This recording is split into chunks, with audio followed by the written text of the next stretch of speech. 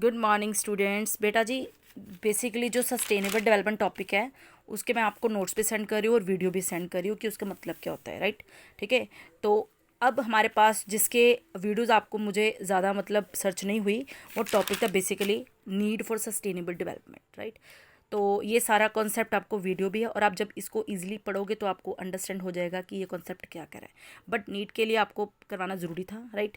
Need होती क्या है, मीन्स हमें क्यों ज़रूरत पड़ी सस्टेनेबल डेवलपमेंट की, तो उसके कई रीज़न हो सकते हैं ना।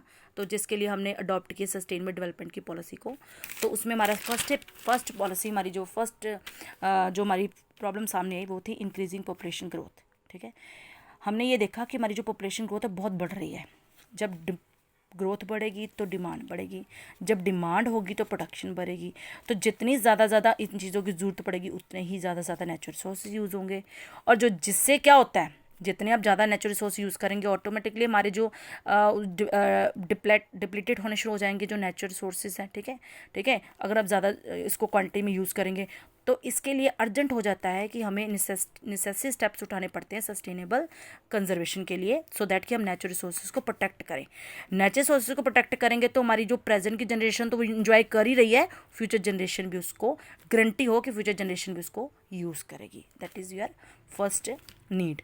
Second one, degradation of natural resources. हमारे जो डिग्रेडेशन हो रही है हमारे नेचुरल रिसोर्सेज की, कैसे हमारे जो रैपिड अर्बनाइजेशन हो रही है या इंडस्ट्रियलाइजेशन हो रही है, तो उससे हमारे बहुत ज़्यादा डेवलपिंग कंट्रीज़ के लिए कुछ मैटर सीरियस कंसर्न में आ रहे हैं।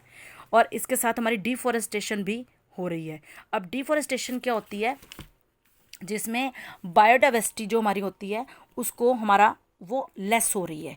अब बायोडाइवर्सिटी क्या होती है, जिसमें हम लोग रह रहे हैं, राइट, आसपास हमारा सब कुछ। ठीक है, तो अगर अगर हमारा ये जो बायोडाइवर्सिटी अगर हमारी ख़त्म हो जाए, ख़राब हो जाए, ठीक है, या अगर कोई भी इसमें से कोई भी चीज़ उड़ जाए तो हमारी इकॉनमी तो चल ही नहीं सकती। तो इसके लिए हमें सस्टेनेबल डेवलपमेंट की ज़रूरत पड़ी, सो दैट कि we have to save the biodiversity also.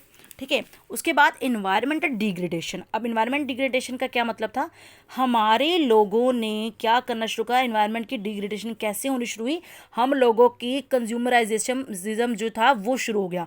अब कंज्यूमराइज्म का मतलब ये होता है कि कंज्यूमर की चलनी, राइट।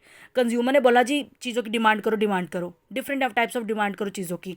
तो उससे क्या हुआ, मार्केट में उन चीज़ों की एक्सपेंशन होनी शुरू हो गई, जिससे हमारी जो ग्रोइंग कंजम्पशन कंज्यूमरिज्म मार्केट थी वो तो एक्सपैंड हो गई। और जिससे हमें ज़रूरत इसलिए पड़ी कि अगर ये चीज़ें सवारी हमारी इकॉनमी की अभी लोग यूज़ कर लेंगे तो हमारी फ्यूचर जनरेशन को क्या मिलेगा।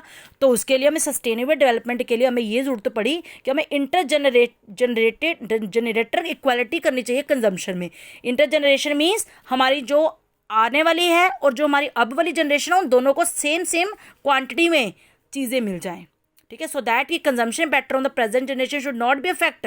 ये नहीं कि हमारी प्रेजेंट जनरेशन जो है वो अफेक्ट करे हमारी जो फ्यूचर जनरेशन है, उसको इस चीज़ में प्रॉब्लम क्रिएट करे।